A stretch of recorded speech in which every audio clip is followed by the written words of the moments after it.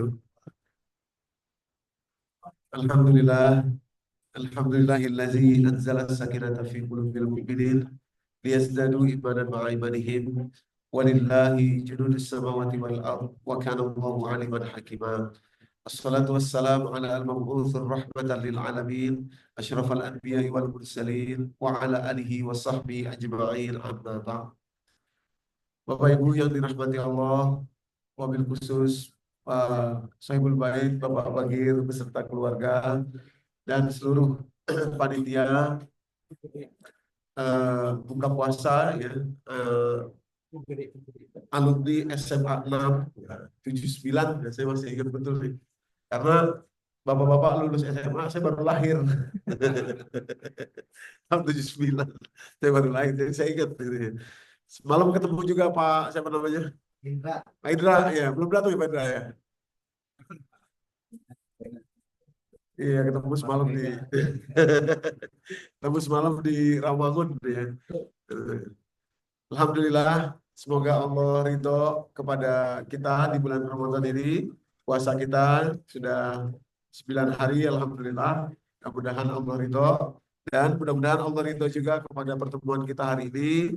Barokah di rumah Bapak Bagir, kita akan membicarakan ayat Al-Quran, wabil khusus surat kedua ayat 185 mengenai Ramadan, dan mudah-mudahan bisa lebih mendalam pemahaman kita pada kesempatan kali ini. Salawat dan salam mari senantiasa kita sampaikan, curahkan kepada baginda Nabi Muhammad sallallahu alaihi wasallam. Allahumma salli wa sallim wa barik alaihi wa ala alihi wa sahbihi ajmain. Demikian pula kepada seluruh keluarga dan sahabat beliau. Semoga kita pun istiqomah, terus belajar, terus mengamalkan dan mendakwahkan nilai-nilai yang beliau sallallahu alaihi wasallam telah ajarkan untuk kita semua. Bapak Ibu yang dirahmati Allah, waktu ngobrol sama Bu Hani, temanya apa gitu ya. Saya pikir tahun lalu kita sudah menjelaskan tentang bagaimana puasa itu dampaknya kepada tubuh kita gitu ya. Ada berbagai macam, ada hormon grelin yang diproduksi oleh tubuh kita ketika kita lapar. Itu sebabnya ini bulan Al-Quran disuruh puasa gitu ya. Bulan Al-Quran disuruh puasa gitu. Karena apa? Kalau nggak puasa tidak ada hormon grelin yang keluar dari usus kita, di hormon grelin Bapak Ibu. Nah, ini hormon grelin ketika kita lapar. Makanya ini bulan Quran, Allah bilang bulan Quran, syahrul Ramadan allazi unzila fihil Quran gitu ya. Tapi suruh puasa gitu. Kalau kalimatnya, maaf saya gini dulu deh, saya kembali dulu biar jelas. Kan kata Allah syahrul Ramadan allazi unzila fihil Quran. Bulan Ramadan ini bulan Quran. Ya, hudal linnas, Quran itu petunjuk, penjelasan petunjuk dan furqan. Baru ada perintahnya begini, faman syahida minkum syahra falyasum. Kalau kamu jumpa bulan ini, kamu wajib puasa ya. Bulan apa yang dimaksud? Namanya iya Ramadan, tapi bulan apa dia tadi kata Allah itu? Bulan turunnya Quran, Pak. Jadi ini bulan turun Quran. Kalau kamu jumpa bulan ini, kamu puasa wajib ya, gitu. Nah, sebetulnya ini penting banget juga sih, karena kan gini, kalau bulan Quran suruh baca Quran, kita gampang pahamnya. Di bulan Quran ya, kalau kamu jumpa bulan ini wajib baca Quran ya, kita ngerti. Oh iya dong, pantas bulan Quran suruh baca Quran. Tapi bulan Quran suruh puasa, gitu kan? Kan agak bingung tuh kita tuh. Itu sebabnya banyak mungkin kita kurang paham bahwa puasa itu hanya alat saja, bukan pencapaian akhir puasa itu. Jadi orang di sini, ini bulan puasa, salah. Salah kalau kita bilang Ramadan itu bulan puasa, Pak. Loh kok salah? Kalau bulan berpuasa, benar. Tapi kalau bulan puasa, salah. Kenapa? Karena kalau bulan puasa itu artinya pencapaian akhirnya adalah puasanya itu. Padahal bukan. Puasa hanya alat saja. Untuk mencapai apa? Di kalimat Allah. Faman syahida minkumus syahra falyasum. Kalau kamu jumpa bulan ini, kamu puasa. Bulan apa? Bulan Quran. Kenapa bulan Quran suruh puasa? Nah, jawabannya adalah kita puasa itu untuk mempersiapkan wadah diri kita supaya bisa masuk Quran. Itu That's the idea kalau kata anak sekarang. Idenya tuh begitu. Skenarionya tuh begitu. Pengen masuk Quran nih, siapin dengan puasa badan kita. Salah satunya rupanya, yakni adanya hormon grelin waktu kita puasa, dan nggak ada waktu kita nggak puasa. Hormon grelin inilah persiapan wadah untuk masuk nilai Quran, Bapak Ibu. Grelin itu hormon yang hanya ada ketika kita dry fasting. Bahkan kadang-kadang kalau wet fasting aja juga belum tentu ada juga dia. Wet fasting. Tapi kalau dry fasting ada.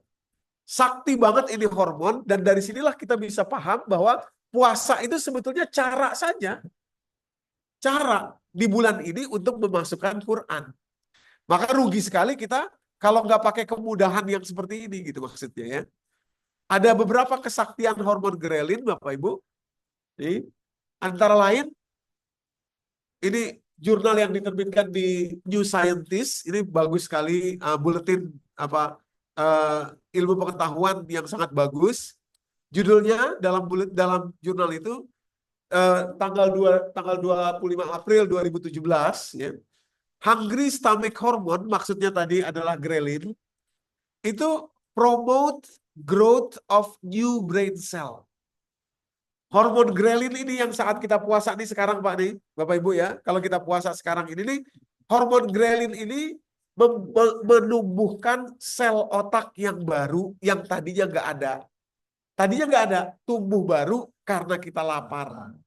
Jadi saat kita lapar ini, tumbuh sel baru, kata Allah, masukin, cetakin Quran tuh di sel otak Anda yang baru itu. Cetakin Quran. Itu idenya begitu. Makanya nanti ujungnya ini nggak cukup sih sebenarnya kita sekedar baca Quran tanpa paham, nggak cukup.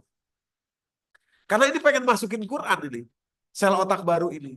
Yang dimasukin bukan bacaannya, tapi isi kepahamannya. Nah, makanya jauh lebih mudah ketika kita berpuasa, kalau kita izinkan masuk ke dalam sel otak yang baru kita, jauh lebih nempel daripada saat kita tidak puasa. Saat kita kenyang. Itu yang pertama. Yang kedua, kata Dr. Anandya Mandal, ini seorang neuroscientist yang juga sangat terkenal, Bapak Ibu ya, mengelola satu buletin yang juga sangat terkenal, News Medical Life Science ya. Dia bilang ada dua fungsi luar biasa hormon grelin. Di sekarang nih kita lagi berlimpah hormon grelin kita. Waktu sore apalagi nih, karena waktu sore itu rata-rata rasa laparnya sudah lumayan tinggi gitu ya.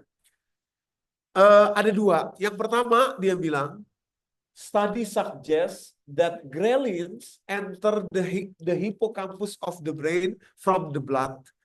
Jadi hormon grelin itu satu dari sedikit hormon yang di dalam tubuh kita ini yang sangat sakti, bisa menembus arteri darah dan bisa langsung masuk ke tempat yang dia dituju. Dia membawa neurotransmitter atau hormon gitu ya, Bapak Ibu. Neurotransmitter atau hormon itu buat Bapak Ibu yang mungkin belum nggak jarang dengar gitu. Neurotransmitter hormon itu kayak ini Pak.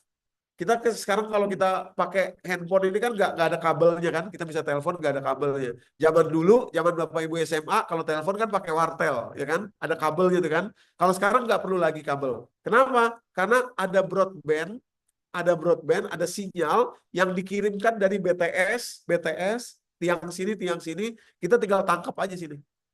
Jadi ini berseliweran nih, broadband. Yang cocok yang mana ketangkap sama device kita, sama alat kita. Nah, hormon itu kira-kira begitu. Hormon itu mirip seperti broadband itu.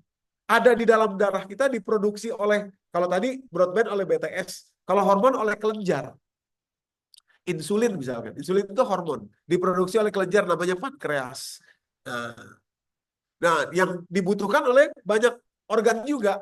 Antara lain mengubah glukosa menjadi tenaga misalkan gitu ya. Nah, dari sekian banyak hormon, ada insulin, ada endorfin, dopamin, serotonin, oksitosin, epinefrin, norepinefrin gitu kan, leptin dan lain sebagainya.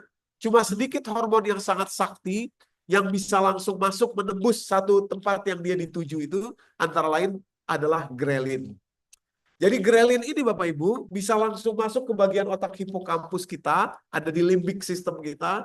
Apa yang terjadi di sana kalau grelin masuk, alias saat kita puasa sekarang, apa yang terjadi? Nah, hipokampus itu Bapak Ibu punya fungsi banyak, tapi fungsi pertama dan paling utama dari hipokampus kita yang bisa sehat karena grelin tadi itu ya, adalah mengubah memori jangka pendek jadi memori jangka panjang. Conversion dari short term memory menjadi long term memory. Apa itu maksudnya? Sederhananya, orang jadi cerdas kalau hipokampusnya itu sehat. Sekali dua kali doang baca jadi long term memory. Sekali dua kali masuk jadi long term memory. Lama lupanya. Itu kalau hipokampusnya sehat. Kalau hipokampusnya nggak sehat, sebaliknya. Berkali-kali baca, berkali-kali mendengarkan, berkali-kali nggak ingat.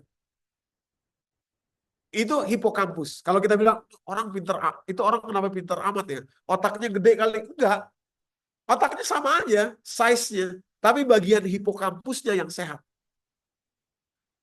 Nah, waktu Anda puasa, kita puasa, begini nih Bapak Ibu yang dirahmati Allah, grelin masuk ke hipokampus. Makanya ini kesempatan besar secara positif maupun secara negatif. Maksudnya begini, kalau yang masuk saat grelin banyak masuk ke hipokampus nih, yang masuk dari diri kita cuma yang receh-recehan doang, maka dia akan menetap lama di long term memory kita. Maaf, misalkan maaf ya, ngobrol, gosipin orang, si Anu begitu, dia tuh memang deh, masuknya lama juga saat Anda puasa, kesimpannya lama. Salah penggunaan. Jadi dia hebat, kuat, tapi tergantung mau pakainya kemana. Positif kah, negatif kah? Lama nempelnya. Gitu. Karena masuk ke hipokampus. Gitu. Jadi kata Allah tadi, ini bulan Quran. Kalau kamu jumpa bulan ini puasa ya, supaya siap nih otak Anda, otak kamu, untuk pertama tadi muncul sel baru, yang kedua masuk ke bagian otak hipokampus. Nilai Qurannya. Nilai Qurannya. Ya. Itu yang kedua. Yang ketiga, Bapak Ibu, grelin ini saat kita puasa seperti ini, itu bisa menembus bagian otak yang sangat penting, yang merupakan semacam koki, kalau boleh dibilang begitu ya, atau chef, atau juru masak terhadap persepsi kita. Jadi gini, kalau kita ngaji, baca buku, atau sesuatu yang bagus, gitu ya, nilai-nilai yang bagus, terus kita mikir pas lagi baca, pas lagi ngaji, pas lagi kita mikir, gue pengen jadi lebih baik, Misalkan, baca Quran, surat Al-Anbiya, misalkan, atau surat As-Saffat tentang Nabi Yunus. Nabi Yunus bisa jadi tercela begitu ya, padahal dia seorang nabi, gara-gara dia marah. Padahal dia kondisi benar nih Nabi Yunus nih. Dakwah ke kaumnya. Kaumnya nggak mau dengerin, melecehkan beliau. Beliau marah, mutung, ngambek, ditinggal kaumnya. Yang dimarahin Allah, yang tercela bukan kaumnya, tapi Nabi Yunus. Quran surat ke-21 Al-Anbiya ayat 87. Surat As-Saffat ayat 137 sampai 143. Tercela Nabi Yunus waktu ditelan ikan itu dalam keadaan tercela beliau. Marah. Nah, ketika kita dengar pengajian kayak gitu, gua nggak mau gampang marah lagi deh. Saya mau berubah deh. Saya mau jadi lebih baik deh. Saya mau kelola deh dan lain sebagainya. Persoalannya seringkali saat pengajian, saat lagi ngaji, ingat, oke, cita-citanya oke.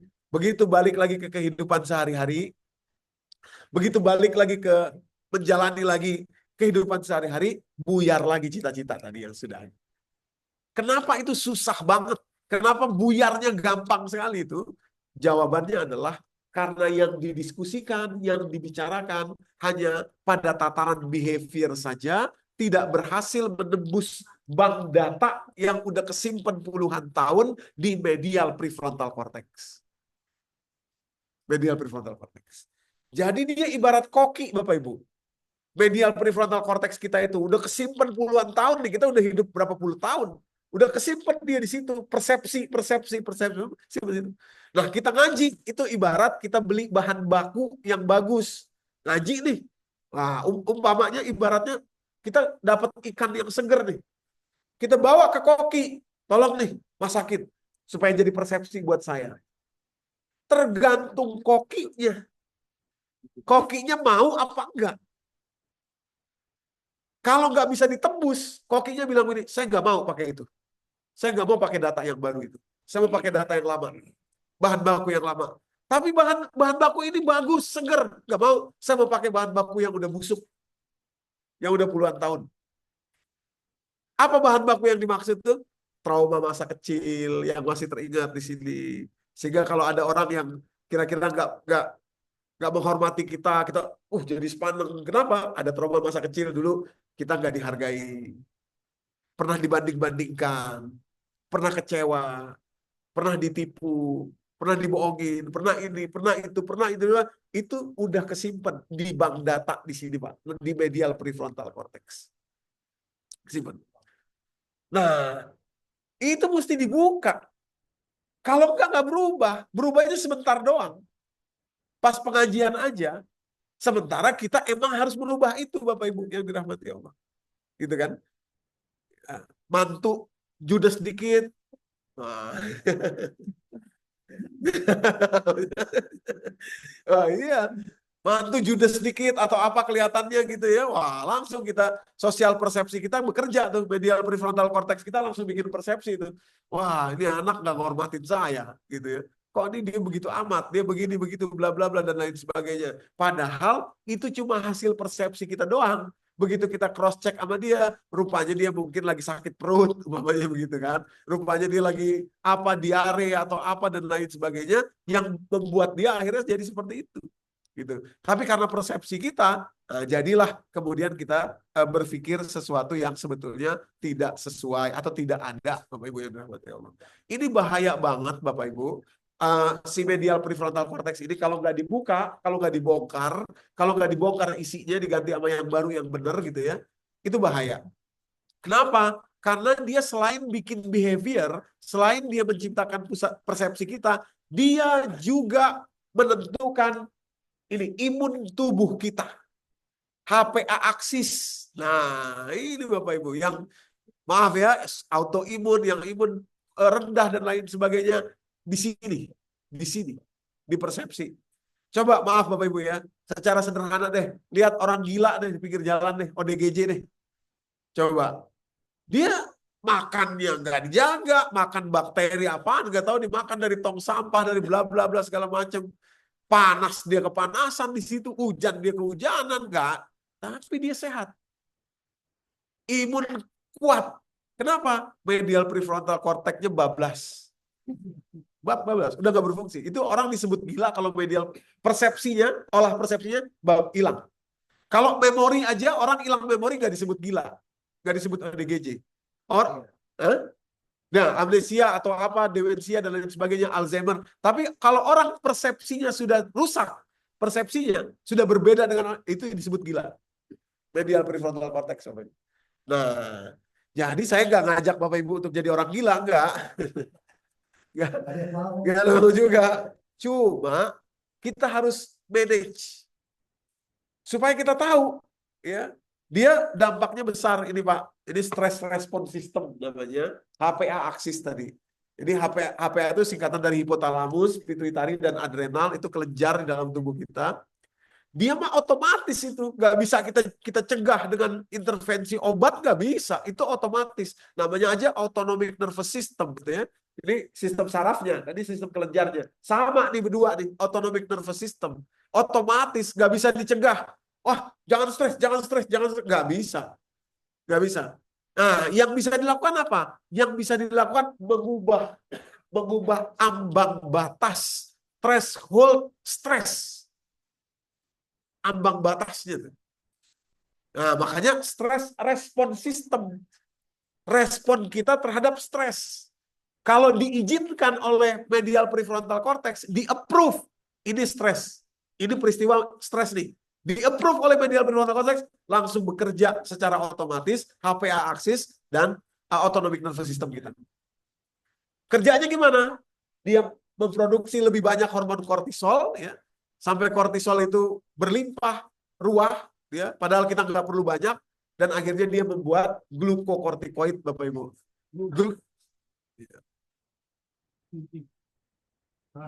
Yo, silakan masuk dulu.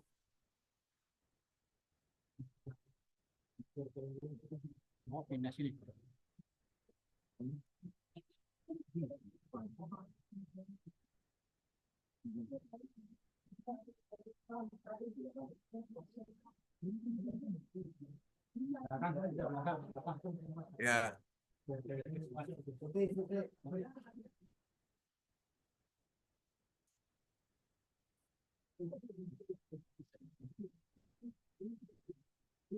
Ya. Oke.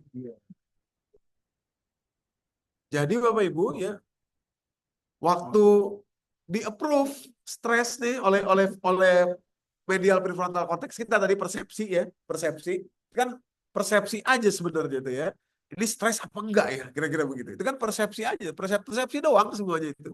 Begitu dia, wah ini stres dong, ini peristiwa stres ini, langsung kerja tuh sistem. Nggak, begitu dia kerja nggak bisa diberhentiin Bapak Ibu. Berhentinya kapan? Saat organ tubuh kita kolaps. Organ tubuh kita yang kalah sama dia. Imun sistem tubuh kita ditekan sama dia ini. Kortisol ini Bapak Ibu yang ditekan sama dia. Glukosa tambah banyak, makanya Bapak Ibu yang maaf yang diabetes pasti paham banget. Walaupun Bapak Ibu jaga makan nih, jaga karbonya dijaga, glukosa dijaga, tapi begitu ada pikiran stres, gulanya naik. Gula naik dari mana? Padahal asupannya dijaga. Itu glukokortikoid. Glukokortikoid. Glukosa, kortisol, asteroid. Artinya sederhananya protein diubah jadi gula, jadi glukosa, disimpan di darah dan segera memulai menekan imun sistem. Menekan imun sistem. Karena kortisol tadi, karena stress response system, responnya. Nah, kita sebenarnya nggak minta glukosa tambahan, kita udah banyak gula, nggak minta.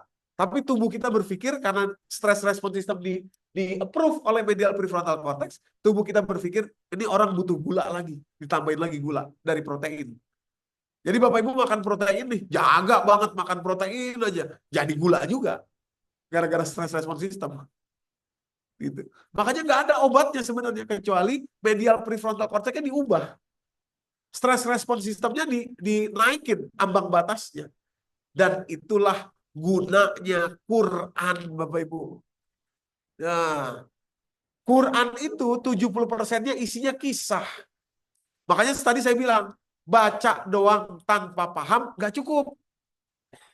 Karena ini buat kita masukin stress response system yang baru nih, ambang batas. Contoh, kalau belum ngerti surat Yusuf, surat 12, adik kita, abang kita, ipar kita ngomong salah dikit, sakit hati.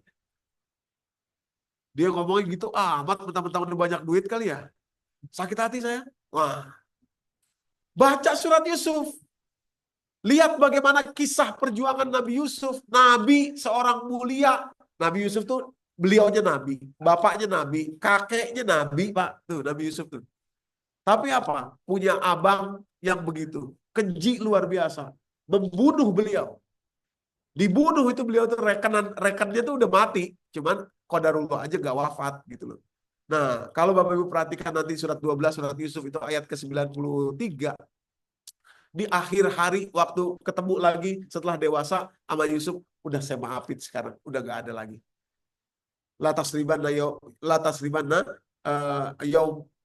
mulai hari ini tidak ada akan lagi saya bicara atau ngomong tentang apa yang pernah kalian perbuat kepada saya. Tutup kasus semuanya. Case close.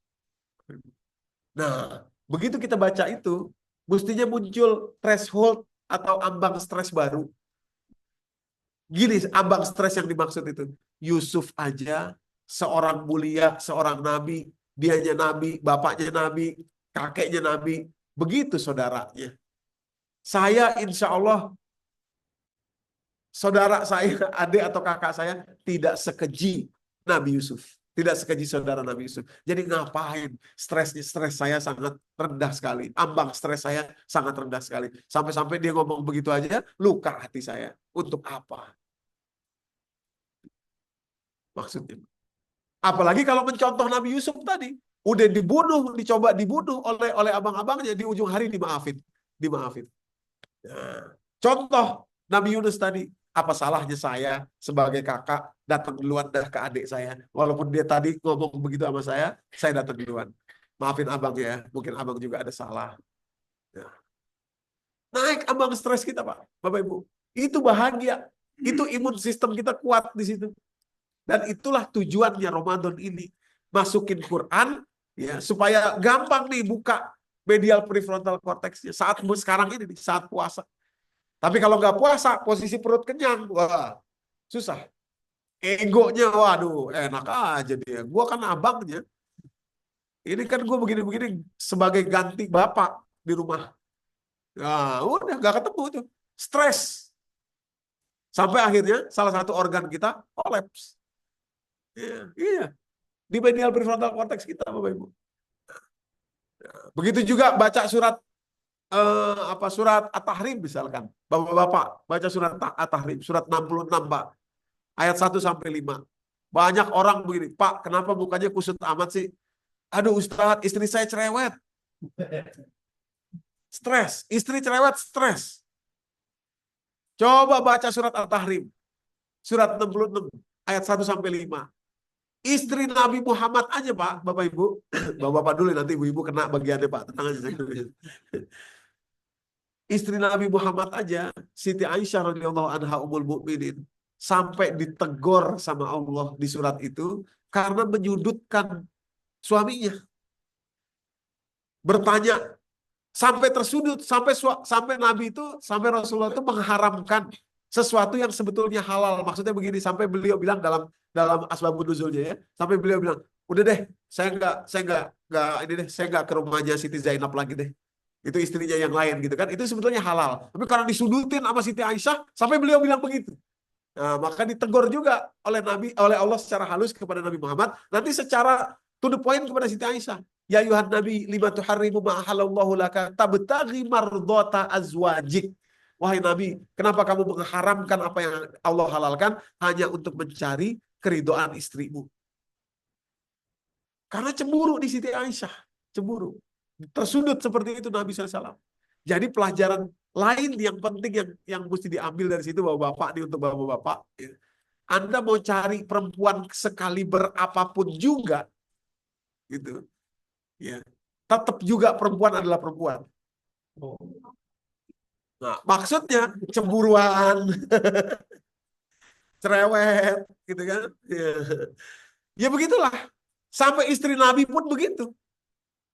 Jadi relax aja kita menjalaninya. Rugi banget kalau stres gue. Kenapa? Bini gue cerewet banget. Wah, rugi. Rugi. Nggak ada, Bapak Ibu. Nggak ada. Nikmatin aja. Ya. Begitu juga buat ibu-ibu nih. Nah, tadi bapak-bapak udah, ibu-ibu sekarang. Surat yang sama juga, Bu. Ya. Surat At-Tahrim juga, ayat 11. Ibu-ibu kalau komplain suami begini, suami begitu, kurang perhatian, kurang ini, kurang itu, bla bla bla dan lain sebagainya. Coba ibu baca surat At-Tahrim ayat 11. Kalimatnya bercerita tentang Siti Asiyah. Wa daraballahu masalan lil ladzina amanu ra'ata Fir'aun, biniknya Fir'aun. Dia punya suami Fir'aun, Bu. Nah, apa yang terjadi kepada beliau? Beliau bisa memanage.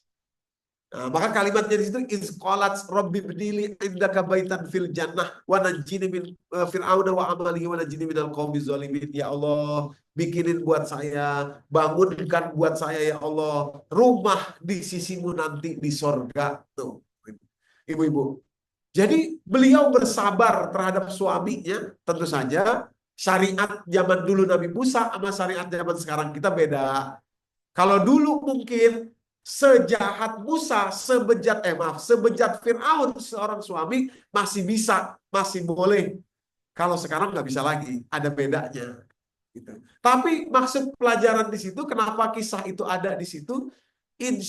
Pelajarannya adalah ibu-ibu, insya Allah suami ibu tidak sebejat Fir'aun.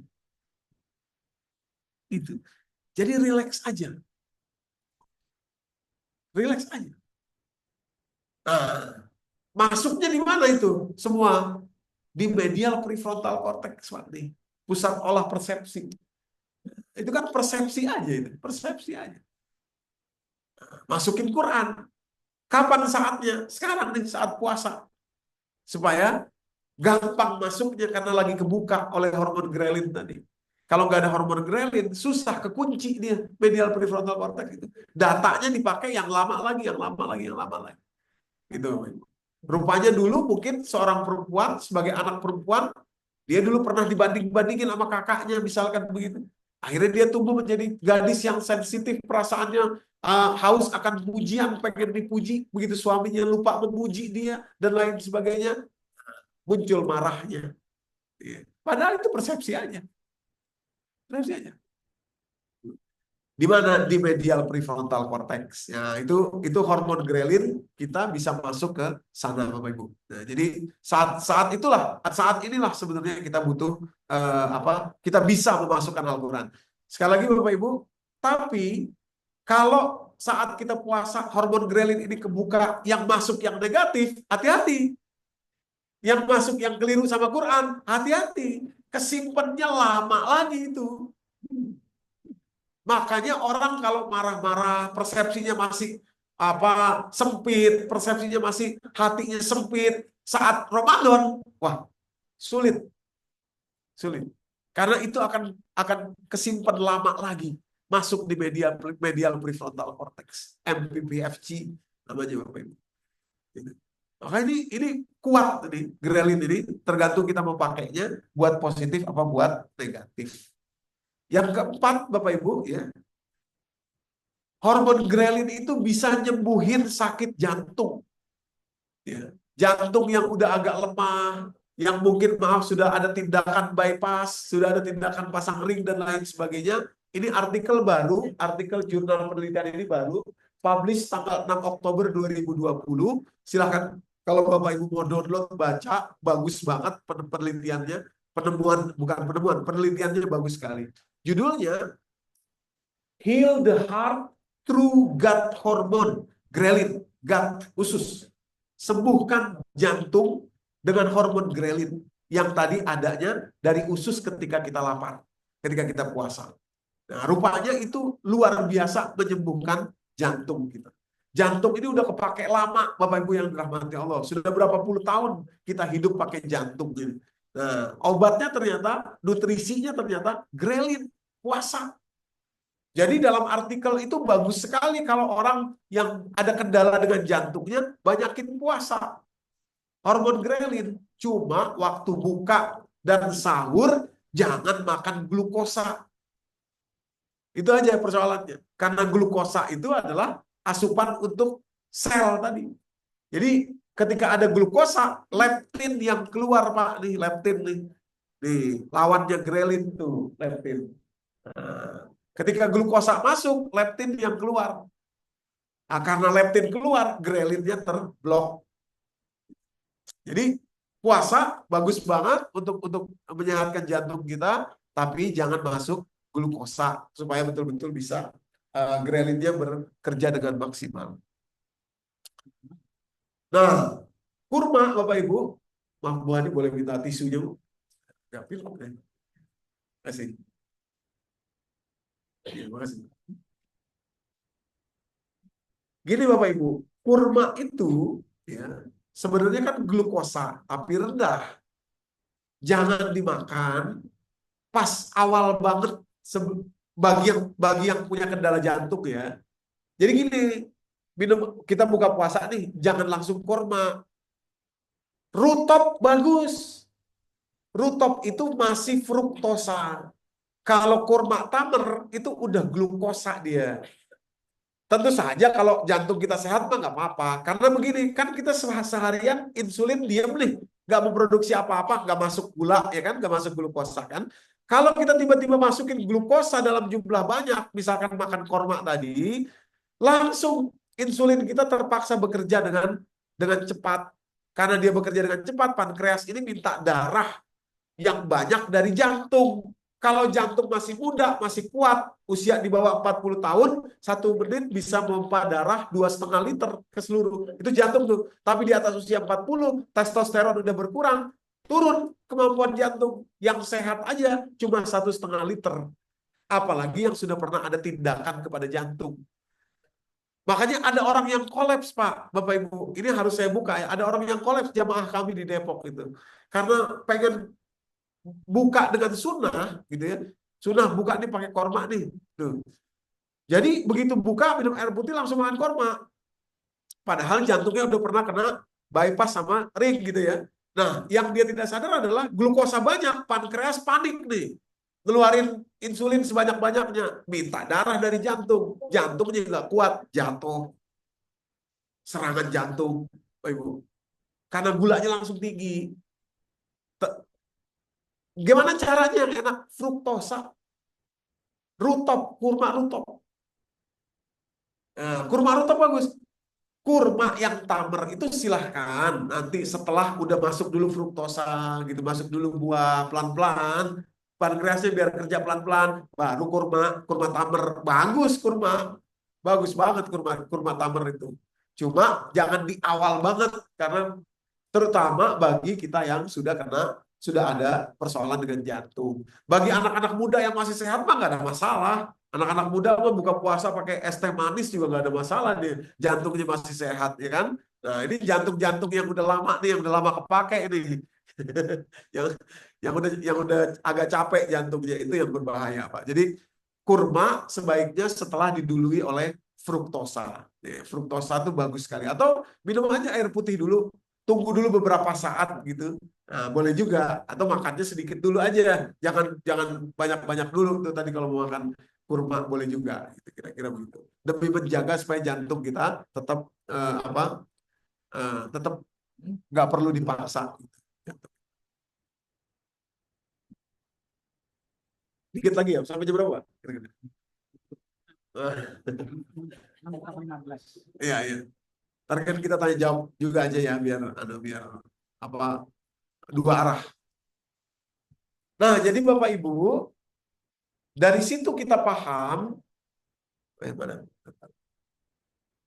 bahwa membaca Al-Quran dengan hanya membaca tanpa paham saja itu tidak cukup. Nggak cukup Bapak Ibu. Ya. Ada untungnya. Baca Quran nggak paham, baca boleh dapat pahala. Satu huruf 10 kebaikan pahalanya. Tambahan lagi nanti ada beberapa kebaikan lagi ketika kita baca Quran tanpa paham. Tapi yang disebut Allah dalam surat kedua 185 ini Pak, itu betul-betul ada 3 secara spesifik fungsi Quran yang Allah sebut. Allah sebut kalimatnya Syahrul Ramadan allazi unzila fihil Quran. Bulan Ramadan bulan turun Quran. Terus ada 3 fungsi. Pertama, huda linnas, petunjuk hidup bagi manusia. Yang kedua, wabayinatin minal huda, penjelasan terhadap petunjuk itu. Dan yang ketiga, furqan, Pak. Furqan itu pembeda. Jadi begini, nah, satu petunjuk. Mana petunjuknya? Tahu nggak kita di mana petunjuknya itu? Kalau kita nggak paham, kalau kita tidak diberikan kepahaman, kita nggak tahu. Baca bolak-balik, tapi nggak tahu kepahamannya. Petunjuknya mana nggak tahu. Gitu. Yang kedua, penjelasan rinci mengenai petunjuk itu. Detail, mulainya dari mana. Ya, gimana caranya supaya sehat? Ada nggak petunjuknya Quran? Ada. Apa yang harus dimakan? Jahe disebut berapa kali dalam Quran? Oh, berarti jahe harusnya jadi konsumsi sekian kali. Ikan disebut berapa kali dalam Quran? Dengan kalimat apa? Lahman toria, daging yang segar. Oh, berarti ada tendensi makan ikan itu bagus. Tapi saya udah nggak bisa karena begitu. Oke, daging merah berapa kali disebut? 2 kali dalam Quran. Tumbuh-tumbuhan berapa kali disebut? Paling banyak ternyata. Oh, rupanya dalam komposisi makan saya harusnya lebih banyak sayuran, kemudian ikan, daging, dan seterusnya. Untuk sehat. Kan nggak bisa kalau nggak ngerti, Pak. Apa itu? Harus dijelasin. Itu petunjuk hidup. Gimana caranya mendidik anak? Mendidik anak. Ada penjelasannya di Quran. Ya, kalau kok anak saya susah banget ini Ustadz dibilangin, dia bilang, yang salah bukan anaknya, yang salah kita nggak lihat petunjuk Quran. Karena kata Quran, Allah ingin yang mudah bagi kamu nih. Makanya kemudahan ini yang kita bicarakan ini, yuridullahu bikumul yusra, Allah ingin kemudahan buat kamu. Allah tidak ingin kesulitan buat kamu. Kemudahan yang dimaksud Bapak Ibu yang dirahmati Allah bukan hanya boleh nggak puasa saat sakit atau bepergian, bukan hanya itu kemudahan yang dimaksud, tapi kemudahan yang dimaksud adalah di walitukmilul iddah, kan yuridullahu bikumul yusra wa la yuridu bikumul usra, walitukmilul iddah walitukabbirullaha ala ma hadakum huda. Al-Quran ini huda linnas, petunjuk yang turun ini yang menyebabkan kita wajib puasa di bulan ini, itulah kemudahan yang dimaksud. Itu kemudahan yang dimaksud tuh Quran itu. Gitu. Jadi begini Pak, misalkan ya, maaf nih. Misalkan, ini nanti kita lompatin dulu ya. Misalkan, bukan di sini maaf. Saya pengen tunjukin biar langsung gampang aja buat kita Bapak Ibu ya. Tadi udah saya siapin juga di sini. Maaf. Misalkan, persoalannya tadi, gimana Ustadz biar anak saya jadi anak yang soleh, jadi anak yang solehah. Perasaan udah saya sekolahin di sekolah yang bagus. Perasaan udah saya berikan semua kemudahan-kemudahan dan lain sebagainya. Tapi kenapa belum juga ya, belum juga kelihatan. Bapak Ibu. Jadi tadi kata Allah, saya ingin kemudahan buat kalian. Allah ingin kemudahan buat kalian. Allah tidak ingin kesulitan buat kalian. Nah, rupanya supaya anak-anak itu mudah diajarin, Bapak Ibu yang dirahmati Allah, itu ada kuncinya. Kuncinya adalah Quran surat ke-4 ayat ke-9. Nih, Pak. Maaf ya, nanti kita lewatin dulu deh. Biar gampang ya. Surat ke-4 ayat 9, Pak. Nih kuncinya tuh, surat ke-4 ayat ke-9. Untuk membangun keluarga surga, anak jadi soleh, soleha. Kata Allah, pasti saya jamin kalau kamu ikutin cara ini, anakmu beres. Jaminan Allah. Kok bisa begitu? Lihat kalimatnya. Waliyakhshallazina law taraku min khalfihim dzurriyyatan di'afan. Di'af itu artinya adalah kelemahan yang banyak. Superlatif dari dhaif, di'afan. Hendaklah seseorang khawatir kalau dia meninggalkan anak keturunan di belakang hidupnya yang memiliki banyak kelemahan, kelemahan mental, kelemahan emosional, kelemahan cara berpikir, kelemahan macam-macam. Lalu ada jaminan Allah supaya nggak lemah anak cucu keturunan kita yang di belakang hari kita tinggalkan itu. Caranya apa? Falyattaqullah, hendaklah ada dua doang, caranya cuma dua aja. Falyattaqullah, yang pertama, hendaklah orang tua ini bertakwa kepada Allah, dan yang kedua, walyaqulu qaulan sadida, hendaklah dia senantiasa memproduksi perkataan yang sadida. Sadida itu jaminan Allah, jamin Anda pasti meninggalkan anak yang soleh-soleh kalau Anda lakukan itu. Pasti. Udah deh. Quran tuh gampang kok. Quran gampang. Jangan kita bikin ribet.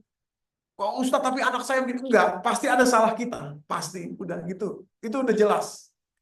Nah, qaulan sadida itu apa? Nah, ini tadi huda. Ini petunjuk. Lalu wabayyinatin minal huda. Penjelasan dari petunjuk itu harus dijelasin. Qaulan sadida itu bukan sekedar perkataan yang benar sebagaimana yang disebut dalam terjemahan. Bukan, Bapak Ibu. Tapi sadida itu diambil dari kata sadda. Ya. Sadda itu artinya tembok, Pak. Tembok itu sadda. Nah, sadida itu artinya memiliki sifat seperti tembok. Qaulan sadida adalah perkataan yang berfilosofi seperti tembok rumah. Apa maksudnya? Pak. Salah, ada 5 setidaknya yang saya bisa inventarisir. Qaulan sadida. Ini kalau anak diginiin pakai qaulan sadida pasti beres. Yang pertama, dinding rumah ini selalu dibangun tegak lurus. Kalau agak mencong dikit pasti ambruk. Artinya apa? Kalau kita pengen anak kita soleh, soleha, ini mulut orang tua ini mesti konsisten. Pertama, konsisten apa yang dia bicarakan. Di dalam rumah, di luar rumah, konsisten. Sekarang ngomong A, besok ngomong A sama, besok sama, konsisten. Yang kedua, yang dimaksud konsisten itu ngomong untuk anak sama ngomong untuk diri sendiri sama. Ayo nak, kamu belajar baca Quran. Ibunya nggak baca Quran, gagal kaulan sadidahnya, nggak akan jadi. Ayo nak, kamu sholat, jaga sholatnya. Udah sholat belum? Udah ini belum? Mamanya, ibunya, bapaknya tidak jaga sholat, meremehkan sholat. Ah, udah ntar aja, di lain waktu. Gagal kaulan sadidahnya. Nggak konsisten, nggak lurus.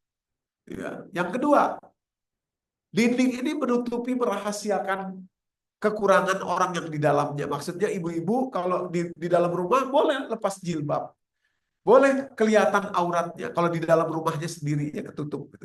Artinya perkataan yang bisa membuat anak tuh merasa aman.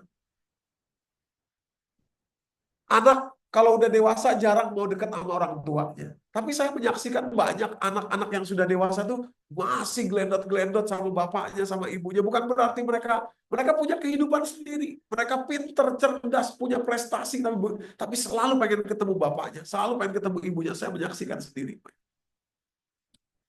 Rahasianya apa? Salah satunya, orang tua ini kalau bersama dengan anak, mulutnya ini mulutnya ini tidak mengkhawatirkan bagi anak. Contoh, saya pernah ada pelatihan itu ya, kadang-kadang ada seorang ibu bawa anaknya.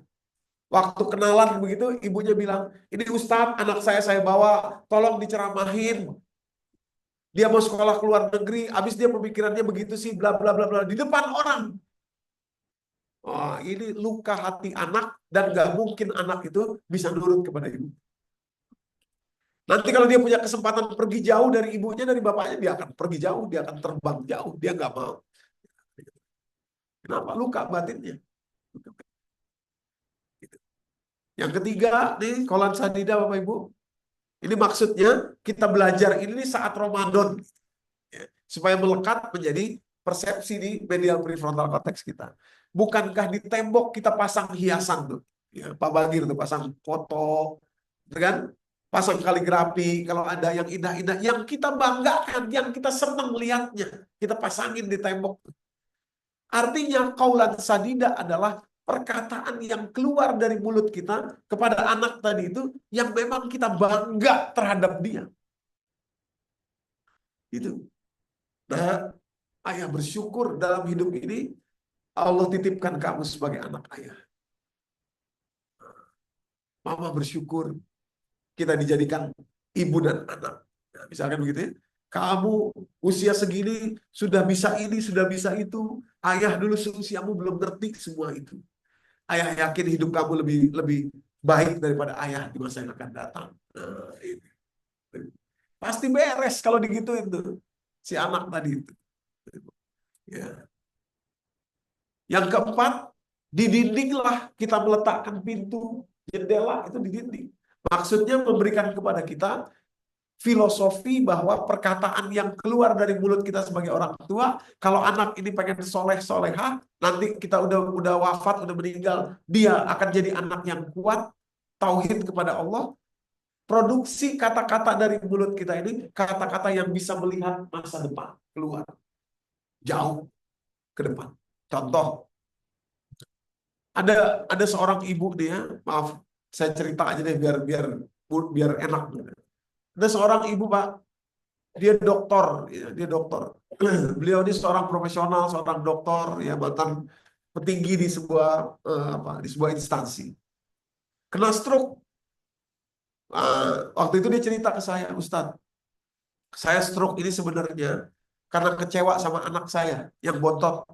Kenapa kecewa sama anaknya? Anak saya ini saya sekolahin sampai ke Amerika, Ustadz. Dia ini pinter komputer, saya sekolahin sampai ke Amerika. Pulang-pulang, dia main game aja kerja. Emang sih, dia dapat piala, dia dapat duit banyak, dia kompetisi dia ke Singapura, dia kemana-mana. Tapi saya nggak suka. Karena itu cuma game. Akhirnya suatu hari, saya umpetin piala-pialanya di bawah tempat tidur saya. Terus dia tahu, dia marah kepada saya. Saya pun marah kepada dia. Nah, disitulah saya kolaps, pecah pembuluh darah saya. Stroke. Nah, jadi si ibu tadi ini, ya, kata-kata yang keluar dari diri beliau kepada anaknya itu nggak bisa pakai pintu, nggak bisa melihat ke masa depan. Yang dia lihat, mama udah sekolahin kamu. Itu nggak murah loh sekolah kamu ke Amerika itu. Emang kamu pikir duit jatuh dari langit apa? Mau jadi apa kamu main game begini? Usia udah segini. Nggak, bukannya mikir nikah, bla bla bla bla bla dan lain sebagainya. Ini ada kerjaan, udah ikut aja dulu. Sekali, dua kali, tiga kali, empat kali, lima kali, terus tambah stres. Akhirnya diumpetin itu piala-pialanya. Anaknya tahu marah, bentak-bentak ibunya. Akhirnya ibunya kesel juga, marah juga, kolaps, pecah pembuluh darah, aterosklerosis, Bapak Ibu. Pecah pembuluh darah, stroke. Bapak Ibu. Loh, terus gimana caranya Ustadz? Kepada si ibu itu saya bilang, Bu, ini caranya sebenarnya. Ibu, ibu harus mengambil lagi trust dari anak itu kepada ibu, mengembalikan lagi trust. Maksudnya, ikutin dulu apa yang dia mau tuh. Seperti jendela tadi, lihat ke masa depan gitu. Maksud saya, diceritakanlah kepada anak bahwa zaman sekarang memang sudah game itu jadi sesuatu yang bisa mencari nafkah. Coba ibu bilang begitu aja sama dia. Mama yakin kamu bisa juga cari nafkah dari sini ya. Rupanya kamu dapat ya. Ininya begitu ya, ininya begitu ya. Bla bla bla bla. Dapat bapak ibu kembali lagi trust dari anak, baru ibu masukin apa yang ibu mau. Dan itu meredakan stres buat ibu. Saya bilang begitu sama beliau. Wah, harusnya saya ketemu Ustadz sebelum saya kena stroke, kata dia begitu. Ya udah kejadian, udah nggak apa-apa. Ya. Tinggal yang masa depan aja. Yang kelima, Bapak Ibu, tadi kaulan sadidah tadi ini maksud saya menjelaskan huda, petunjuk, wabayinatin minal huda. Baru nanti furqannya gitu ya. Nih, yang kelima, tembok ini nih, kaulan sadidah ini, tembok inilah yang menghubungkan antara atap yang ada di atas dengan lantai yang ada di bawah. Maksudnya secara filosofi, kalau anak kita pengen jadi anak yang baik, kalau kita pengen anak kita jadi anak yang soleh, soleha, yang kita tinggalkan nanti di belakang hari kehidupan kita, kuat tauhidnya dan lain sebagainya, saat sekarang kita masih hidup, Anda bersama dengan dia, produksilah kata-kata yang seperti ini, yang artinya mengayomi yang lebih tinggi dan juga mengayomi yang lebih rendah. Contoh, punya anak 3 atau 4 atau 2 misalkan gitu ya, lebih dari 1 deh, lebih dari 1. Hati-hati kalau memuji, Pak. Itu ibarat atap tuh. Misalkan si kakak punya prestasi, itu ibarat atap, dia di atas.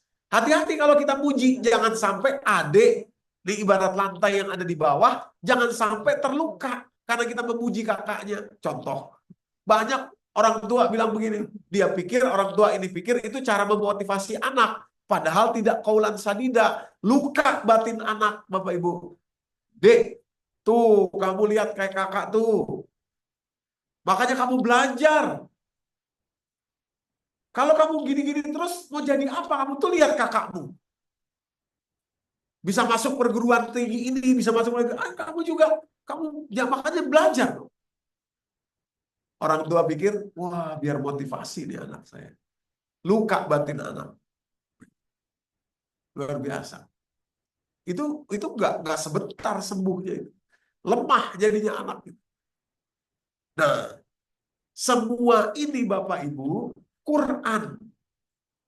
Quran yang jelaskan. Qaulan sadida. Tadi kalimat Allah tuh jamin banget. Wal yakhshalazina la taraku min khalfihim dzurriyyatan di'afan khafu alaihim. Falyattaqullah wal yaqulu qaulan sadida. Bertakwa kepada Allah dan berkata-kata qaulan sadida. Pasti anakmu tidak akan lemah.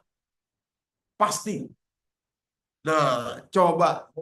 Ini petunjuk huda. Penjelasan sadida itu apa? Bayinatin minal huda. Yang terakhir tadi Furqan. Furqan itu gini Pak. Furqan itu kita bandingin sama sistem yang lain. Baru ketahuan nanti bahwa sistem Islam itulah, sistem Quran itulah yang paling baik, yang paling benar di Furqan. Nih, tadi ada 3 ya. Huda linnas, wabayinatin minal huda, dan Furqan. Maaf mana? Sorry. Nih, ada 3. Mana tadi? Ini Pak. Tuh 3. Dan Furqan. Yang ketiga adalah Furqan. Furqan ini baru ada, baru ngerti kita Hebatnya Quran kalau sudah terjadi komparasi, perbandingan. Coba sistem Quran. Cuma dua aja. Bertakwa kepada Allah, qaulan sadida. Beres. Coba bandingkan dengan sistem yang lain. Sistem barat, sistem ini, sistem itu. Wah, ribetnya minta ampun. Wah, harus begini, harus begitu. Harus anunya begini, harus... Luar biasa. Sistem Islam, sistem Quran, sederhana. Persoalan anak, sederhana. Surat keempat, ayat 9. Udah, beres. Falyattaqullah waliyaqulu qaulan sadida. Tinggal balik lagi, cek lagi. Oh iya, saya kurang qaulan sadida. Oh iya, tadi kata-kata saya salah. Maafin ayah ya. Tadi ayah salah bicara. Oh iya, oh iya, oh iya, oh iya. Jaminan. Gitu. Jadi emang kita harus berani membuka medial prefrontal cortex kita nih sekarang nih. Persepsi kita yang selama ini udah ada. Ya. Jangan sampai persepsi seperti zaman dulu, Bapak Ibu yang dirahmati Allah. Orang tua itu selalu benar. Orang tua itu selalu di atas. Orang tua itu harus dihormati. Orang tua itu. Iya, tapi karena apa? Karena apa? Gitu. Karena apa? Nah, inilah huda linnas wa bayyinatin minal huda dan furqan. Ini fungsi Quran. Nah, maka itu ini ada saya punya gambar ini Bapak Ibu ya. Untuk menunjukkan bahwa baca aja nggak cukup, baca doang tanpa paham tuh nggak cukup. Seperti begini nih. Tuh. Ini kan kita nggak tahu dia bilang apa itu. Jangan-jangan dia bilang begini, awas, habis tikungan ada jurang, dia bilang begitu. Ya kan? Kita ngebut aja karena kita nggak ngerti apa yang dia bilang. Nah, kalau kita jatuh ke jurang, bukan salah dialah, salahnya kita. Petunjuknya udah ada, cuma kita nggak ngerti, nggak paham. Nah, jadi bagusnya begini. Dalam Ramadan kita, ini kan masih hari ke-9 nih Bapak Ibu ya, masih ada 21 hari lagi insya Allah ya. Ramadan kita. Bagusnya begini Pak. Ini bulan Quran Bu, ya kan? Kemudahannya adalah Al-Quran. Tadi caranya kita puasa biar Al-Qurannya gampang masuk, biar sel otak baru tumbuh, medial prefrontal cortex kebuka, masukin Quran. Nah caranya begini. Yang pertama, waktu kita dibagi 3. Waktu kita dibagi 3, yang pertama lanjut membaca tanpa paham, lanjut silahkan, bagus, banyak pahala 10 kebaikan 1 huruf.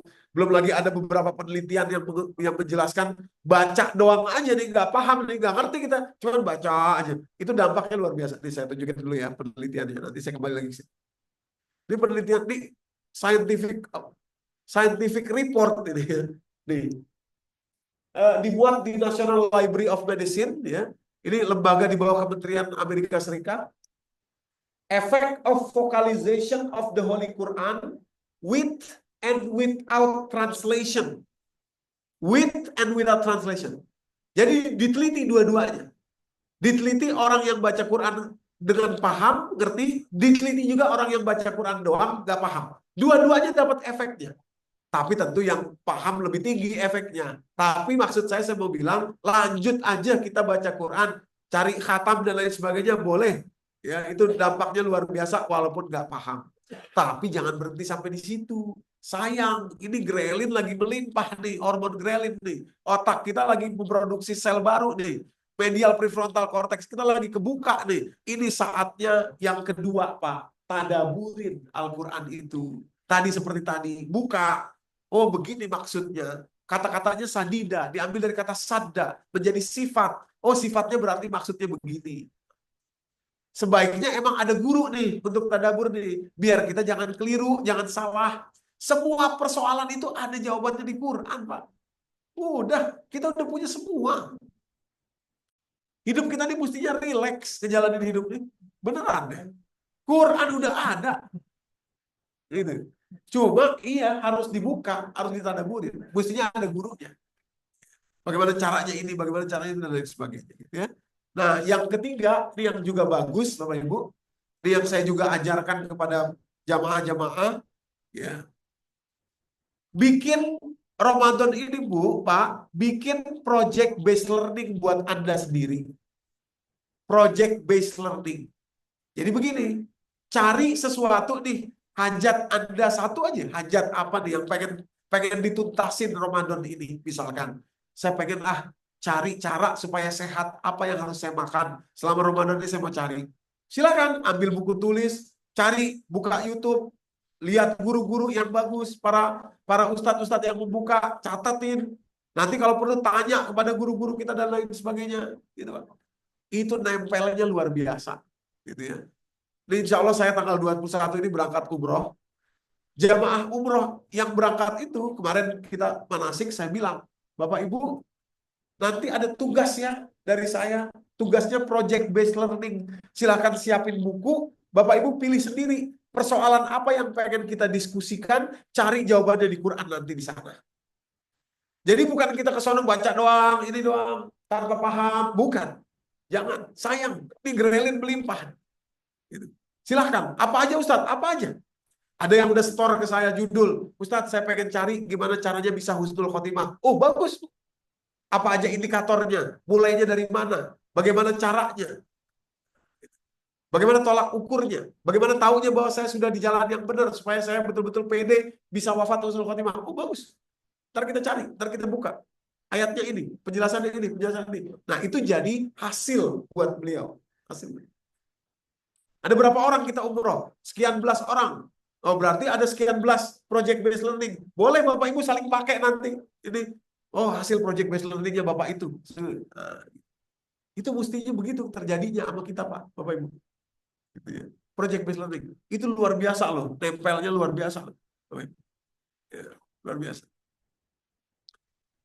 Nah, kalau sudah tiga ini ada, Bapak Ibu yang dirahmati Allah, insya Allah niat Allah tadi, bulan ini bulan Quran, kita suruh puasa supaya mudah masuknya Quran ke dalam otak kita, karena kita lagi berpuasa, supaya mudah hidup kita karena sudah dibimbing Quran tadi, supaya mudah juga kita menemukan solusi hidup, karena semuanya sebetulnya ada di dalam Al-Quran. Baik, kira-kira begitu aja mungkin yang bisa saya sampaikan. Kemudahan-kemudahan dalam bulan Ramadan ini sebetulnya bukan hanya kemudahan yang bisa nggak puasa karena sakit atau bepergian, tapi lebih jauh dari itu adalah Al-Quran itu sendiri dan perintah puasa di bulan Al-Quran ini.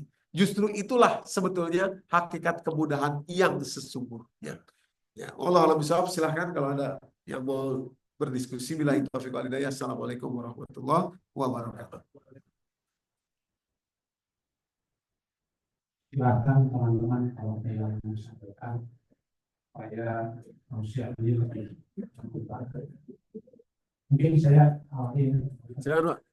tadi kan disebutkan Grelin. Iya. Itu kan Hormon. yang dihasilkan oleh usus. Iya. Pada saat kita puasa. Iya. Nah, makanya hanya puasa Ramadan. Puasa yang menarik. Ya. Jadi Hormon grelin ini Bapak Ibu bisa dihasilkan di puasa kapanpun juga. Pokoknya kalau kita puasa grelin. Nah, gitu. Puasa di bulan Ramadan dapat grelin. Puasa di luar bulan Ramadan dapat grelin. Terus apa dong istimewanya puasa Ramadan?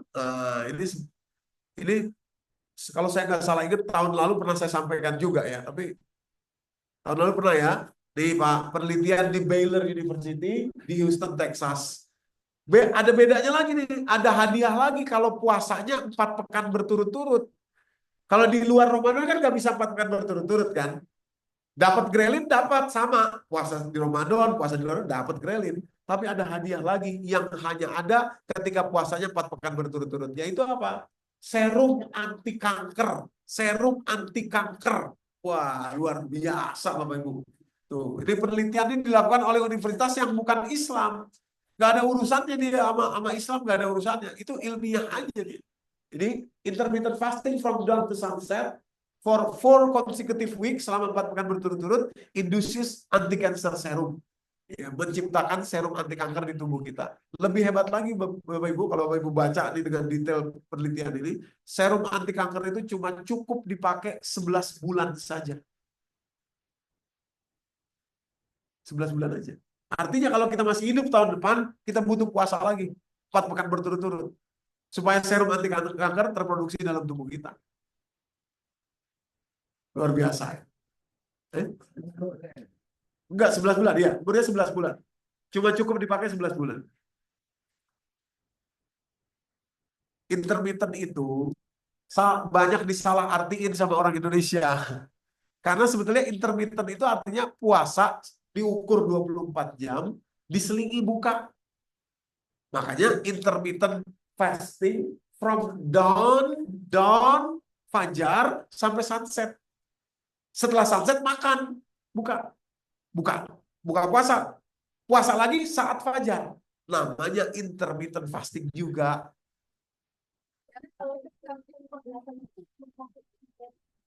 Menghasilkan grelin juga sama intermittent yang biasa, cuma tidak sekuat waktu kita puasa dari subuh sampai tidak, bukan jam, tapi matahari. Matahari, ukurannya matahari. Karena ada kaitannya dengan suprachiasmatic nucleus kita di sini. Dan itu dari matahari, dari orbit, dari cahaya matahari.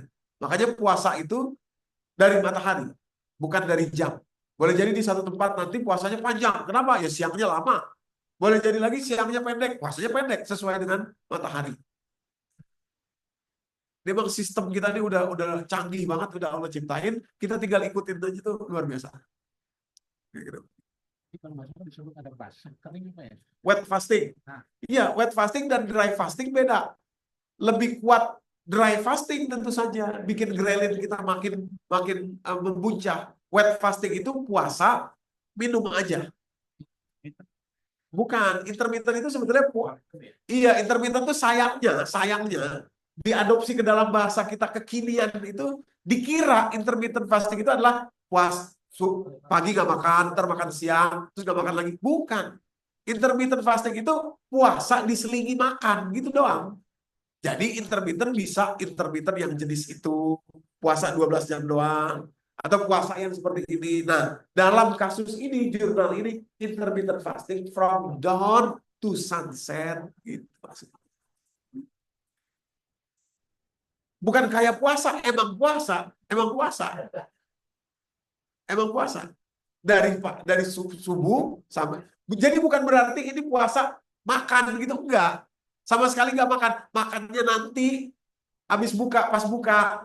Terus puasa lagi besok. Itu namanya intermittent juga.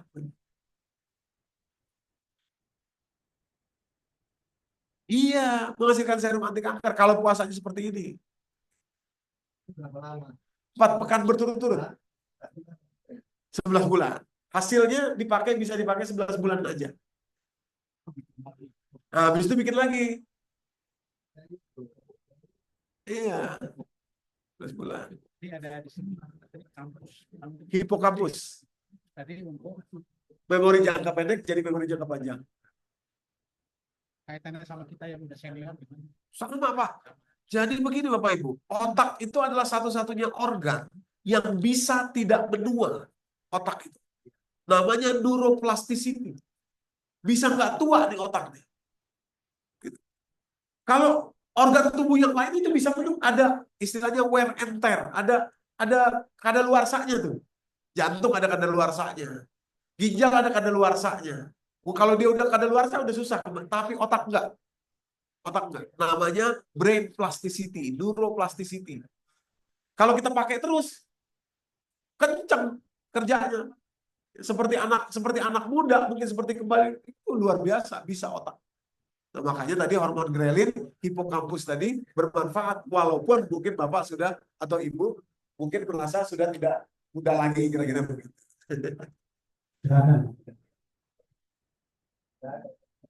Yang tanya tadi masalah kurma, masalah kurma, Iya. bener Pak.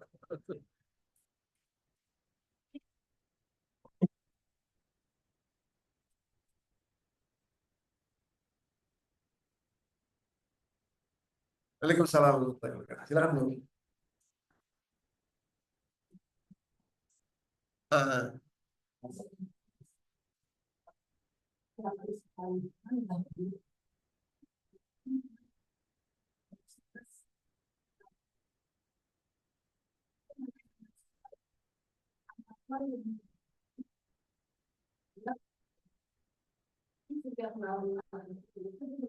Iya.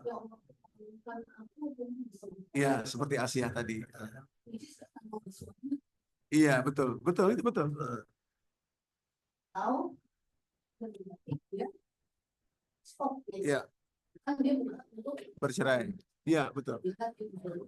Iya. Jadi untuk perempuan yang mengandung itu mana yang lebih baik? Ya. Iya, terima kasih Bu. Jadi begini, syariat itu beda-beda Bu ya, Bapak Ibu. Dulu zaman Nabi Musa, syariatnya boleh jadi memiliki suami seperti Firaun, nggak apa-apa. Tapi dengan syariat Nabi Muhammad ini beda. Jadi cerita atau kisah di surat At-Tahrim itu mengenai Siti Asiyah untuk kita ambil benang merahnya saja. Tapi secara praktis beda. Maksud saya begini, contoh. Di syariat Nabi Muhammad, kalau seorang suami atau istri, misalkan, nggak sholat fardu, gitu ya, itu berhak pasangan tadi itu untuk menceraikan. Atau istri minta cerai. Nggak sholat fardu aja. Karena itu bagian yang wajib. Kalau sudah tidak sholat fardu, minta cerai. Boleh. Jatuh talaknya boleh. Demikian pula, misalkan sigot taklik yang sering dibaca gitu ya, 4 bulan berturut-turut tidak ada nafkah. Biasanya kalau terjadi perseteruan, maaf ya, tidak ada nafkah batin. Itu 4 bulan berturut-turut artinya apa? Dari situ ingin memastikan bahwa yang dimaksud 4 bulan berturut-turut tidak ada nafkah batin itu karena berantemnya tadi itu nggak ketemu jalan keluar. Berarti dengan sendirinya jatuh talak. Jatuh talak. Lain soal kalau misalkan suami istri ini terpisah karena satu tugas lebih dari 5 bulan, tapi masih harmonis. Maksudnya sigot taklik itu begitu. Berarti masih oke. Nah, tapi yang dimaksud tadi terjadi perseteruan, terjadi satu perpecahan yang sampai membuat mereka tidak bisa berkumpul lagi selama 4 bulan berturut-turut. Berarti jatuh talak. Nah, itu ukuran standarnya. Jadi kalau ibu tanya mana yang lebih baik, apakah tetap bertahan saja seperti itu tadi, atau saya bercerai? Tergantung tingkat tingkat mudorot yang sedang dialami. Makanya hal seperti ini saya tuh harus dengar atau kita tuh harus dengar detail. Banyak orang datang ke saya, Ustadz gimana ya? Saya tuh udah gak kuat sama suami saya. Apa yang bikin ibu gak kuat? Apa? Harus diceritain detail. Kalau nggak diceritain detail nggak bisa. Ibu. Ada satu contoh kasus, suami saya pelit, Ustaz. Pelitnya gimana? Harus detail. Apakah nggak ngasih uang 25 juta sebulan misalkan? Kalau itu nggak bisa masuk tuh 25 juta buat orang banyak. Rupanya memang tingkat pelitnya luar biasa. Dari setelah diceritain begitu saya baru paham. Oh kalau itu sudah cerai. Jadi emang harus ada kerinciannya. Sedikit lagi Bu. Jadi begini, sedikit lagi.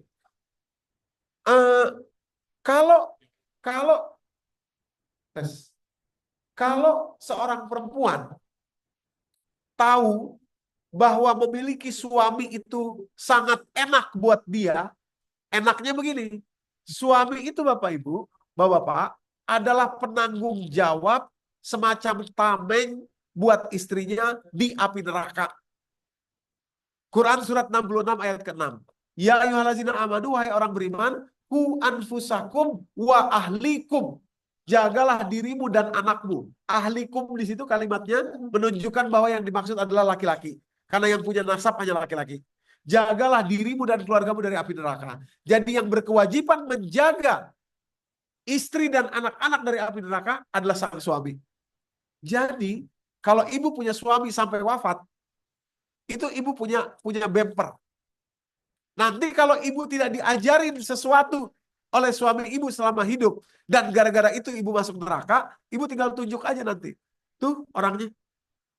PJ-nya tuh, PJ-nya. Tanggung jawab itu. Benar Pak? Itu benar. Itu dia. Gitu.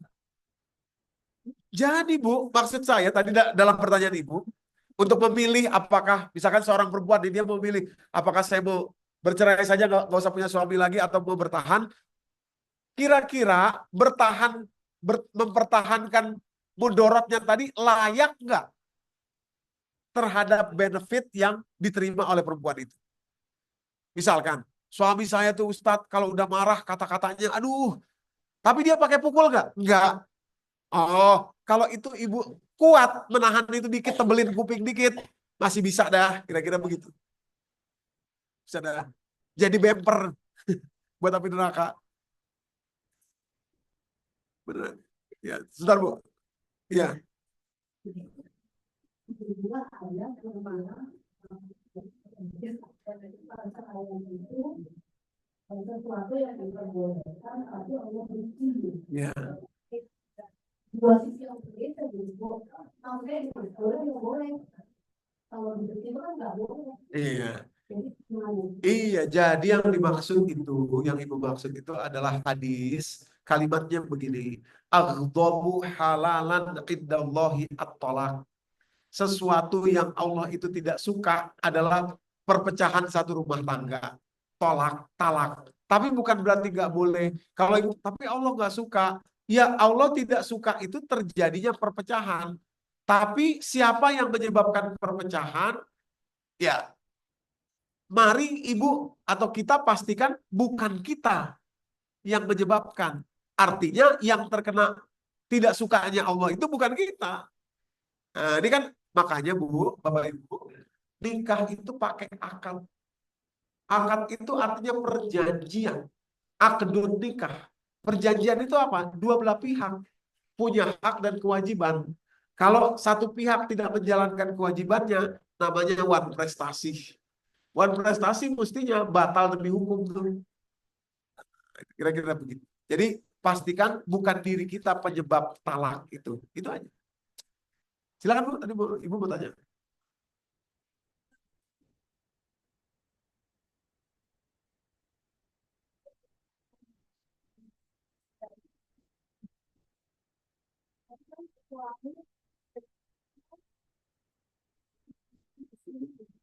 Jadi tameng.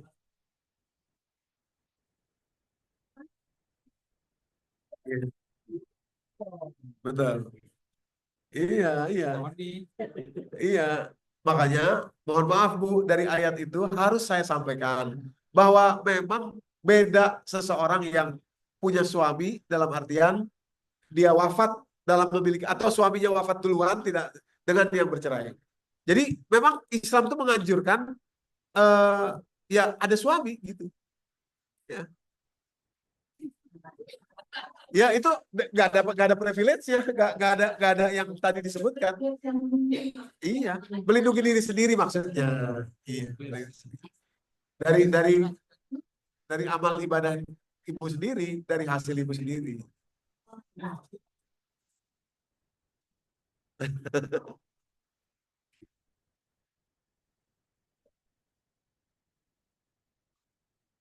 Kalau wafat beda. Kalau wafat tuh berarti itu masih suaminya, karena dia tidak berpisah kan, bukan bukan cerai hidup, ya. Pisah, wafat.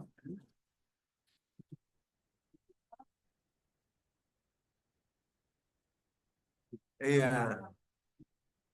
Kalau wafat itu berarti suaminya gitu. Cuman udah wafat duluan gitu kan. Oh ya itu beda lagi lah. Argonya beda. Ya. Itu nanti ditanggungnya saat beliaunya masih hidup, ya saat menjadi suami, saat hidupnya. Ya Bu,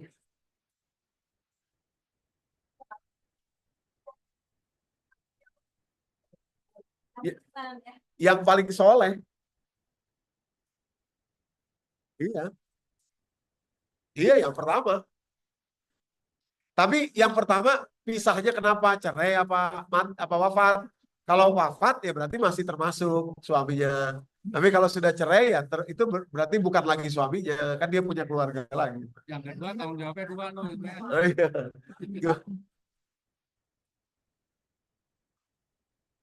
Iyalah. Heeh. Enak aja kata suaminya gitu. Enak aja lo hidup sendiri. Ntar kata suaminya gini, enak aja lo hidup sendiri, dosa-dosa sendiri gue yang tanggung kata dia gitu. Iya, iya. Nah dulu semasa beliau hidup, nah itu yang itu di situ. Iya. Oke, ada lagi yang mau tanya? Bapak cukup apa?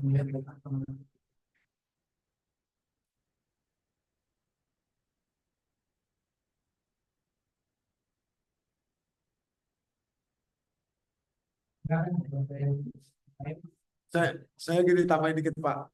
Buat bapak-bapak jangan kecil hati. Ayat tadi Pak, itu kalimatnya umum. Ku anfusakum wa ahlikum naro. Jadi begini, kalau bapak sudah ajarin istri, anak, nggak mau juga, bukan tanggung jawab bapak lagi. Bebas kita udah. Ada tadi yang nanya begitu juga, Ustadz, saya mah nggak bisa ngajarin anak istri ngomong ini saya susah. Tapi gini aja deh, saya ajak pengajian. Termasuk nggak? Udah gugur nggak kewajiban saya? Udah. Kenapa? Karena kalimatnya umum banget. Itu. Ayo ikut pengajian dah. Udah pokoknya ikut aja, duduk aja di situ. Udah kelar tanggung jawab kita. Gitu. Apa, Pak? Kebalik Mas kan? Diajarin istrinya gimana? Nah, itu untung banget suaminya berarti. Iya. Berarti itu istri sabar.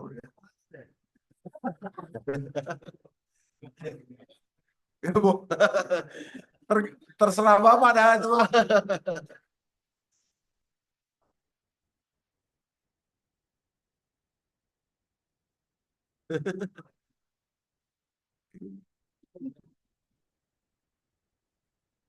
Ya, cukup? Ada setengah jam. Oh iya. Belum lewat 10 Pak ya? 12. Iya dah.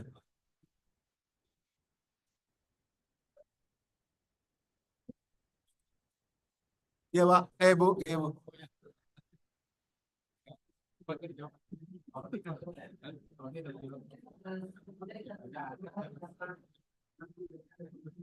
Iya. Iya. Iya.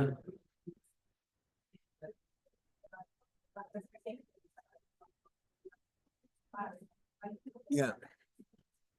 Iya. Sama aja. Jadi sebenarnya gini, apa sebenarnya gini Bu, Bapak Ibu. Jadi Al-Quran itu sebenarnya kan semua isinya itu Quran ya kan.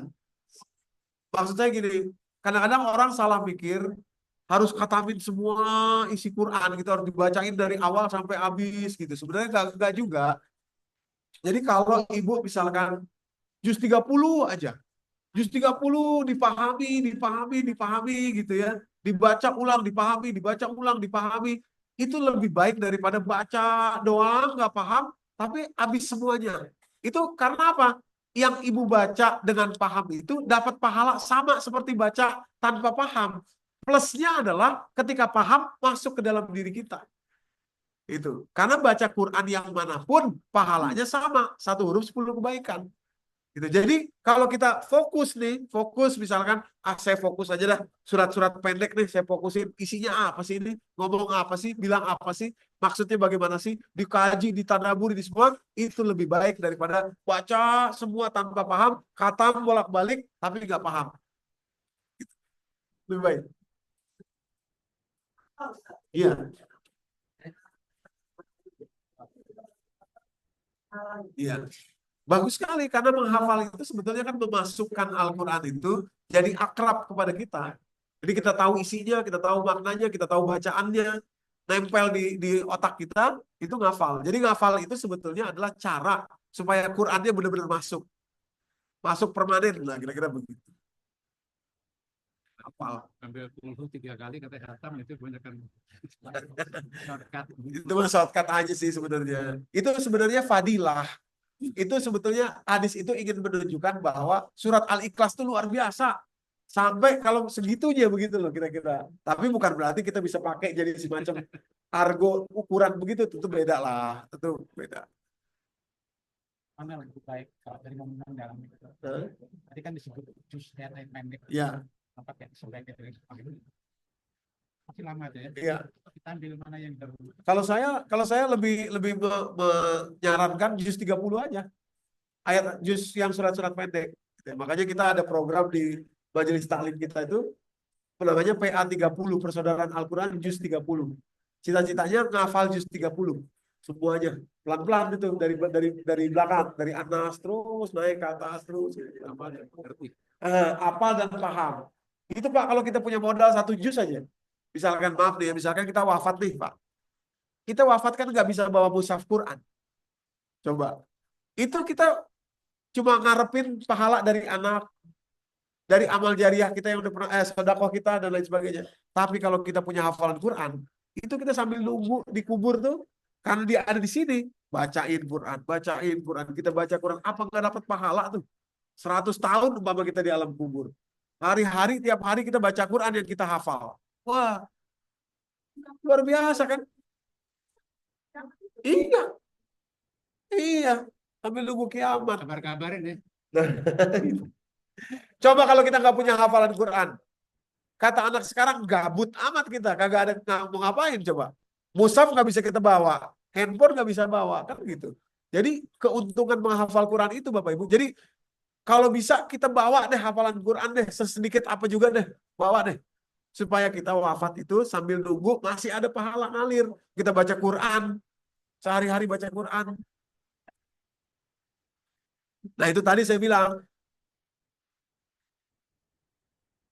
Iya, amal di dunia kita putus. Kecuali tadi anak soleh, sedekah jariah, ilmu kita yang kita tinggalin di dunia nih, putus nih kita sama dunia. Tapi kitanya kan masih punya Quran.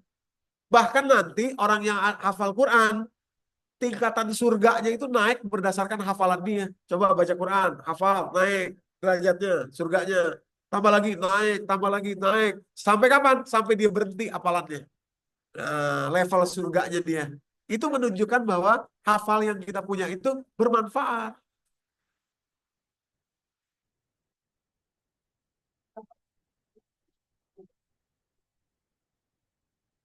Dua-duanya, Bu. Hasilnya juga, hasil yang kita bawa juga. Gak apa-apa kan ada pahala dari proses juga tadi, dua-duanya. Tapi tentu saja misalkan gini, orang hafal Quran banyak, terus betul-betul paham dia, betul-betul mengamalkan, terus dia wafat, tentu nggak sama lah sama yang nggak begitu kan begitu. Allah Maha Adil gitu. Jadi prosesnya dapat pahala, hasilnya juga ada pahalanya.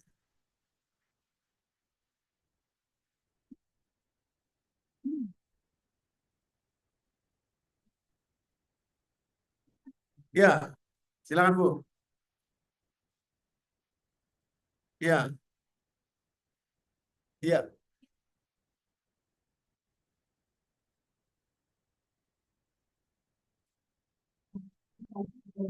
ya. Eh,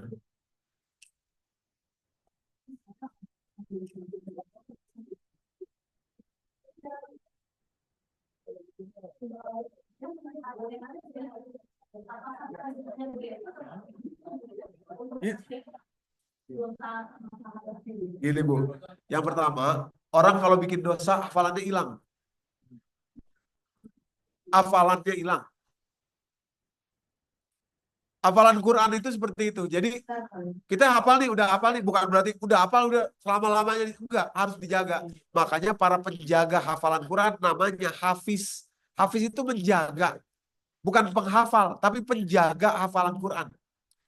Nah, begitu dia bikin dosa, hilang ini, hilang, buyar, buyar, nggak bisa keingetan lagi, nggak bisa keingetan lagi. Nah, jadi pasti nggak akan ada lagi tuh kalau dia udah berbuat maksiat, kecuali kalau dia tobat, tobat memperbaiki, balik lagi bisa. Gitu. Maka kalimatnya la yamassuhu ilal mutahharun dalam surat Al-Waqiah. Tidak bisa menyentuh Quran kecuali orang yang bersih. Yang bersih. Dulu dia penghafal Quran, dulu dia kiai, tapi begitu dia korupsi, maksiat pasti hilang. Pasti buyar hafalan Quran dia.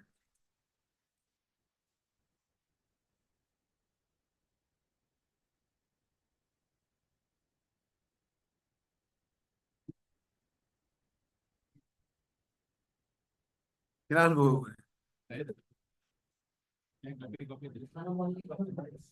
Assalamualaikum warahmatullahi wabarakatuh. Silakan Bu.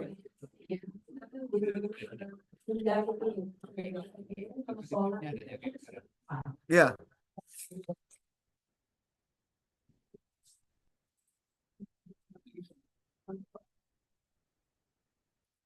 Ya.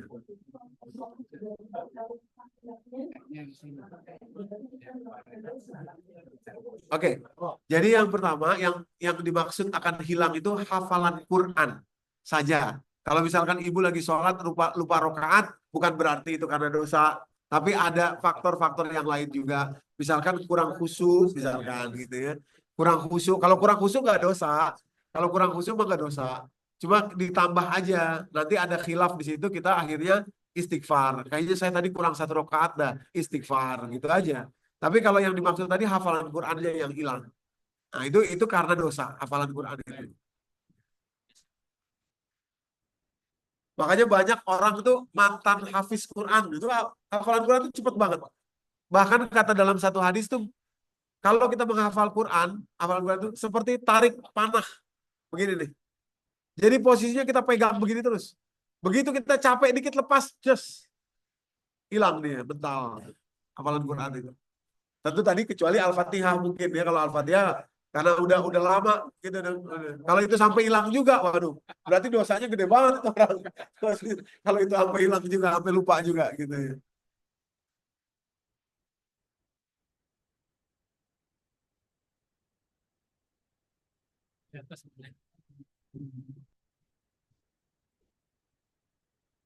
Iya,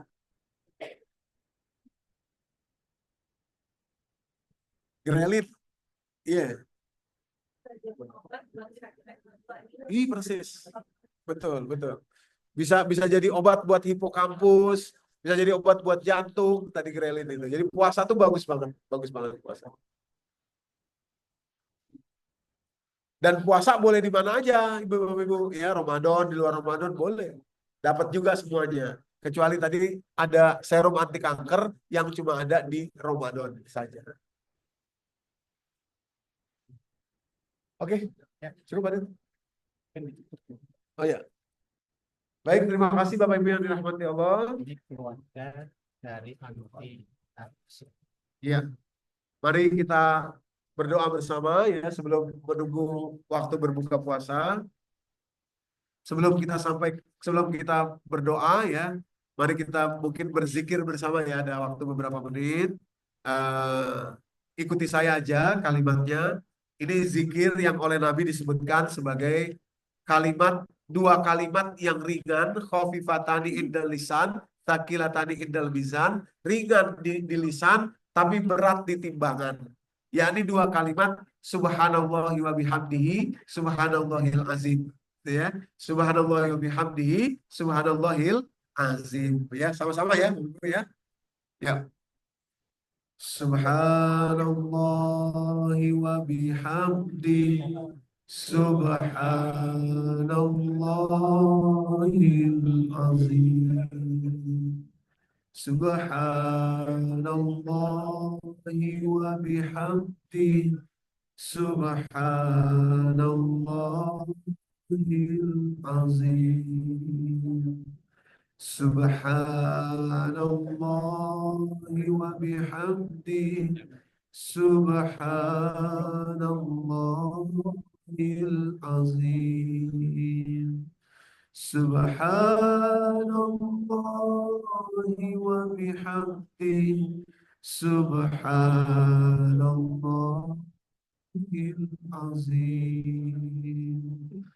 Subhanallah wa bihamdihi subhanallahil azim. Subhanallah wa bihamdihi subhanallahil azim. Subhanallah bihamdihi subhanallahil azim. Subhanallah wa bihamdihi subhanallahil azim. Subhanallah bihamdihi subhanallahil azim. Subhanallah bihamdihi subhanallahil azim. Subhanallah وبحمده سبحان الله العظيم سبحان الله وبحمده سبحان الله العظيم. Alhamdulillah, mari kita bacakan surat Al-Fatihah. Insyaallah kita tujukan kepada keluarga besar Bapak Alwi Bagir Mulasela atau Sohibul Bait kita. Demikian pula almarhum ayahanda beliau, yakni almarhum Bapak Umar Muhammad Mulasela. Kemudian ibunda beliau juga, yakni Ibu Wardah Al-Habsyi. Kemudian juga ada info di sini teman Bapak Ibu ya, yang sedang sakit ya. Mudah-mudahan juga Allah berikan kesembuhan, yakni Bapak AV Prabowo. Ya, mudah-mudahan Allah berikan kesehatan. Ya, demikian pula mudah-mudahan ya mudah-mudahan untuk ibunda dari Ibu Rati, yaitu almarhumah Ida Mahdaniar binti Muhammad Kasim, dan juga keluarga dari Ibu Anti Laksito, ya, almarhum Bapak Bambang Susilo bin Anton Subroto, ya, itu semua tadi yang dibacakan. Mudah-mudahan Allah Subhanahu Wa Taala memberikan kebaikan. Ya. Oh ya, Ibu Sani Subono, ya, mudah-mudahan tindakan operasi yang akan beliau terima mudah-mudahan penuh kelancaran dari Allah Subhanahu Wa Taala dan mudah-mudahan memberikan kesembuhan kepada beliau.